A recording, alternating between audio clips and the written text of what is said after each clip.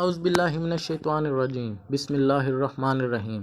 اللہ تبارک و تعالیٰ کے نام سے شروع جو بڑا مہربان اور نہایت رحم کرنے والا ہے۔ دنیا کی تاریخ میں ایسے بہت سارے بادشاہ اور فرعون گزرے ہیں جن کو ان کی بادشاہت اور دولت کے نشے نے مغرور بنا دیا اور وہ تکبر میں آ کر خدائی کا دعویٰ کر بیٹھے۔ یہ بدبخت لوگ اپنی بے شمار مال و دولت اور بادشاہت کے نشے میں بدمست ہو کر اللہ تبارک و تعالیٰ کی وحدانیت کو للکارنے لگے اور معاذ اللہ خدائی کا دعویٰ کر بیٹھے۔ اس کے باوجود بھی اللہ تبارک و تعالیٰ نے ان کی طرف بے شمار انبیاء کرام کو مبعوث فرمایا اور ان کو ہدایت کرنے کی طرف بلایا، لیکن یہ بدبخت لوگ اپنی سرکشی اور انا پر اڑے رہے اور اللہ تبارک و تعالیٰ کی وحدانیت کا انکار کرتے رہے۔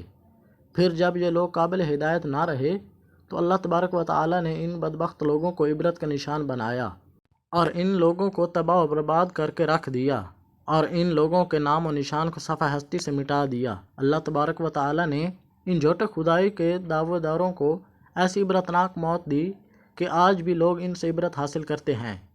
پیارے دوستو، خدائی کا دعویٰ کرنے والے بدبختوں میں سے ایک بدبخت شداد بھی تھا جس نے اللہ تبارک و تعالیٰ کی وحدانیت کو للکارا اور سرکش اور نافرمان ہو گیا۔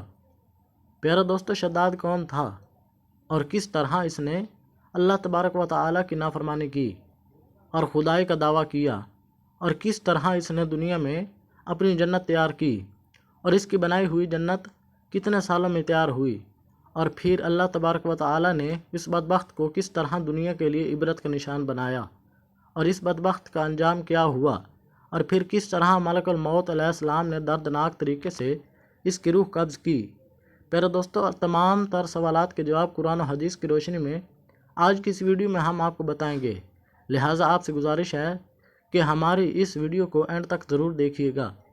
پیارے دوستو، شداد اس قوم کی نسل میں سے تھا جو دنیا کے سب سے طاقتور ترین قوم تھی، جس کو قوم عاد کہا جاتا ہے۔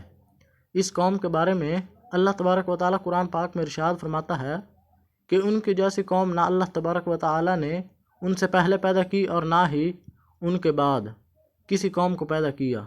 قوم عاد احقاف کے اندر آباد تھی۔ احقاف ایسی جگہ تھی جہاں ریت کے بہت ہی بلند و بالا ٹیلے تھے، اور احقاف کا یہ علاقہ یمن اور عمان کے درمیان بکھرا ہوا تھا۔ اس علاقے کے اندر قوم عاد 8,500 سال پہلے آباد تھی۔ اس قوم پر اللہ تبارک و تعالیٰ کی یہ خاص کرم تھا کہ اللہ تبارک و تعالیٰ نے اس قوم کو دنیا کی سب سے طاقتور قوم بنایا تھا۔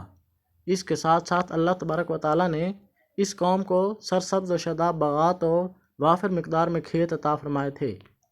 اس قوم کے پاس بے شمار جانور تھے اور پینے کے لیے میٹھا پانی تھا۔ اس کے علاوہ بھی اللہ تبارک و تعالیٰ نے اس قوم کو بے شمار نعمتوں سے نوازا تھا، چنانچہ اس قدر مال و دولت اور نعمتوں کی فراوانی کی وجہ سے یہ قوم بھٹک گئی اور اللہ تبارک و تعالیٰ کی نافرمان قوم بن گئی اور یہ باغی ہو گئے۔ ان کی ہدایت کے لیے اللہ تبارک و تعالیٰ نے حضرت ہود علیہ السلام کو ان کی طرف مبعوث فرمایا۔ حضرت ہود علیہ السلام اس قوم کو اللہ تبارک و تعالیٰ کے حکم سے تبلیغ کرنے لگے اور اللہ تبارک و تعالیٰ کی وحدانیت کی طرف بلانے لگے، لیکن یہ قوم اپنے کفر و شرک سے باز نہ آئی اور حضرت ہود علیہ السلام کا مذاق اڑانے لگی۔ شداد جو کہ اس قوم کی نسل میں سے تھا، وہ اس قوم کا بادشاہ تھا اور یہ 2 بھائی تھے۔ روایت میں آتا ہے کہ ایک نام شداد تھا اور دوسرے کا نام شدید تھا۔ شدید پہلے بادشاہ بنا اور وہ فوت ہو گیا۔ اس کے بعد شداد نے حکومت سنبھالی اور اس طرح یہ دنیا کی سب سے طاقتور قوم عاد کا بادشاہ بن گیا۔ پیارے دوستو، شداد ایک وسیع و عریض سلطنت کا بادشاہ تھا۔ شداد کی یہ بادشاہت یمن سے لے کر عراق تک اور بعض روایت کے مطابق ایران تک پھیلی ہوئی تھی۔ شداد نے اپنی طاقت کے زور پر بڑے بڑے بادشاہوں کو اپنے زیر کر لیا تھا، چنانچہ اس بدبخت کو حضرت ہود علیہ السلام نے سمجھانے کی بہت کوشش کی، لیکن اس کا دل بھی بند تھا۔ چنانچہ جب حضرت ہود علیہ السلام نے شداد کو اللہ تبارک و تعالیٰ کی وحدانیت کی طرف بلایا اور ایک خدائی کی عبادت کرنے کا حکم دیا تو اس وقت شداد اور حضرت ہود علیہ السلام کے درمیان ایک زبردست مقابلہ ہوا، جس کے نتیجے میں شداد نے حضرت ہود علیہ السلام سے پوچھا کہ اگر میں اللہ تبارک و تعالیٰ پر ایمان لے آؤں تو مجھے کیا حاصل ہوگا؟ تو اس وقت حضرت ہود علیہ السلام نے شداد سے فرمایا کہ تم پر جنت حلال ہو جائے گی۔ جنت کا نام سنتے ہی شداد حضرت ہود علیہ السلام سے پوچھنے لگا کہ یہ جنت کیا ہے؟ تو حضرت ہود علیہ السلام نے شداد کو جنت کا نقشہ بتایا اور جنت کی نعمتوں کے بارے میں شداد کو بتایا۔ حضرت ہود علیہ السلام کی یہ بات سن کر شداد مسکرانے لگا اور حضرت ہود علیہ السلام کو دیکھ کر کہنے لگا کہ یہ کون سی بڑی بات ہے، ایسی جنت تو میں بھی تیار کر سکتا ہوں۔ حضرت ہود علیہ السلام نے شداد کو اس کے کفر و شرک سے روکنے کی کوشش کی، لیکن یہ بدبخت باز نہ آیا۔ چنانچہ اس وقت شداد نے اپنی سلطنت کے بہت بڑے بڑے کاریگروں کو اکٹھا کیا اور احقاف میں ارم کے مقام پر 20 کو اس لمبی اور چوڑی جنت بنانے کا کام شروع کروا دیا۔ چنانچہ شداد کی تیار ہونے والی اس جنت میں سونے اور چاندی کی اینٹیں لگائی گئی اور جواہرات بھی لٹکائے گئے۔ اس بدبخت شداد نے اپنی اس بنائی ہوئی جنت میں شہد، دودھ اور پانی کی نہریں بھی رواں کر دیں اور دنیا جہان کے خوبصورت درخت، پودے اور پھول بھی لگا دیے اور اس جنت کو اس طرح کے جواہرات سے مزین کر دیا۔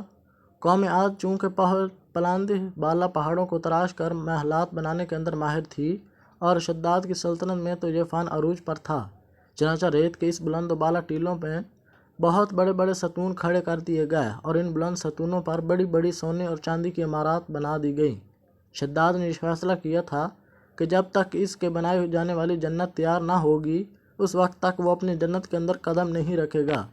چنانچہ شداد کے حکم کے مطابق جنت تیار ہونے لگی اور شداد اپنے محل کے اندر بے صبری کے ساتھ جنت کا مقام مکمل ہونے کا انتظار کرنے لگا۔ شداد کی اس جنت کو تیار ہونے میں 12 سال لگ گئے۔ 12 سال کے اندر جب یہ جنت مکمل تیار ہو گئی اور اس کو اس طرح کے ہیرے جواہرات سے مزین کر دیا گیا اور طرح طرح کی خوبصورتی سے مزین کر دیا گیا تو اس وقت شداد کو اس کی جنت کے تیار ہونے کا پیغام پہنچا دیا گیا۔ چنانچہ شداد جنت کے تیار ہونے کا پیغام سنتے ہی بہت خوش ہوا اور شداد اپنی جنت کو دیکھنے کے لیے اپنی قوم فوج اور کو ساتھ لے کر جنت کی طرف نکل پڑا۔ چنانچہ شداد اپنی جنت کے دروازے پر پہنچا ہی تھا تو اس نے اپنے سامنے ایک شخص کو کھڑا دیکھا۔ شداد اس شخص کو دیکھتے ہی پہچان گیا اور اپنے حواریوں سے کہنے لگا کہ یہ شخص مجھے جنت میں داخل نہیں ہونے دے گا۔ تو اس وقت شداد کے حواریوں نے شداد سے پوچھا کہ یہ شخص کون ہے اور یہ جنت میں کیوں داخل نہیں ہونے دے گا؟ تو اس وقت شداد نے اپنے حواریوں سے کہا کہ یہ ملک الموت ہے اور یہ میری روح قبض کرنے آیا ہے اور یہ مجھے جنت میں داخل نہیں ہونے دے گا۔ اس وقت شداد بدبخت ملک الموت سے عرض کرنے لگا کہ مجھے اپنی جنت میں قدم رکھنے کی مہلت دی جائے، مگر اللہ تبارک و تعالیٰ کے مقرر کردہ فرشتے نے جواب دیا کہ مجھے اللہ تبارک و تعالیٰ کی طرف سے حکم ہے کہ تمہیں تمہاری جنت میں قدم نہ رکھنے دوں۔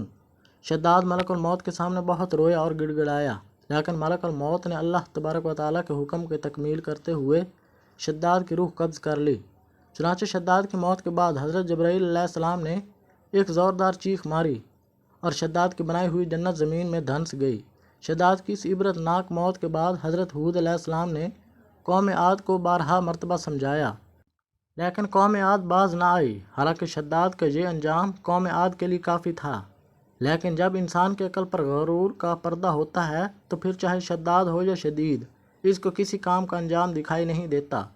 حضرت ہود علیہ السلام نے قوم عاد کو شداد کے بارے میں بتا کر ڈرانے کی کوشش کی، لیکن قوم عاد باز نہ آئی اور اسی طرح اللہ تبارک و تعالیٰ کی نافرمانی کرتی رہیں، یہاں تک کہ حضرت ہود علیہ السلام مایوس ہو گئے۔ اس وقت جب قوم عاد قابل ہدایت نہ رہی تب اللہ تبارک و تعالیٰ نے حضرت ہود علیہ السلام کو حکم دیا کہ وہ اپنے ساتھیوں کو لے کر یہاں سے چلا جائے۔ اللہ تعالیٰ کا حکم پاتے ہی حضرت ہود علیہ السلام نے اپنی قوم کو آخری مرتبہ سمجھانے کی کوشش کی، لیکن وہ لوگ پھر بھی باز نہ آئے تو حضرت ہود علیہ السلام اپنے ساتھیوں کو لے کر اس علاقے سے روانہ ہو گئے۔ چنانچہ حضرت ہود علیہ السلام کے جانے کے بعد اللہ تعالیٰ نے ان پر خوفناک آندھی مسلط کر دیں۔ اللہ تعالیٰ کی طرف سے آنے والی خوفناک آندھیاں اور طوفان 7 راتیں اور 8 دن تک چلتی رہیں، یہاں تک کہ وہ لوگ اپنی اونچی عمارات سمیت زمین میں دھنسا دیے گئے اور اللہ تعالیٰ نے اس قوم پر ایسا دردناک عذاب برسایا کہ اس کا نام و نشان تک نہ رہا۔ جس وادی کے اندر بلند و بالا محلات تھے وہ تمام کی تمام وادی ریت کے ذروں میں تبدیل ہو گئی۔ قوم عاد اس علاقے کو اللہ تعالیٰ نے اس طرح زمین کے اندر غرق کر دیا کہ وہاں پر صرف اور صرف ریت کے ٹیلے وہاں بچے اور کسی بھی چیز کا نام و نشان تک نہ رہا۔ اس طرح اللہ تعالیٰ نے شداد اور اس کی قوم کو عبرتناک انجام کیا اور ان لوگوں کو صفحہ ہستی سے مٹا دیا۔ اللہ تبارک و تعالیٰ کے حضور دعا ہے کہ اللہ تعالیٰ ہمیشہ عاجز و انکساری کی زندگی گزارنے کی توفیق عطا فرمائے، آمین۔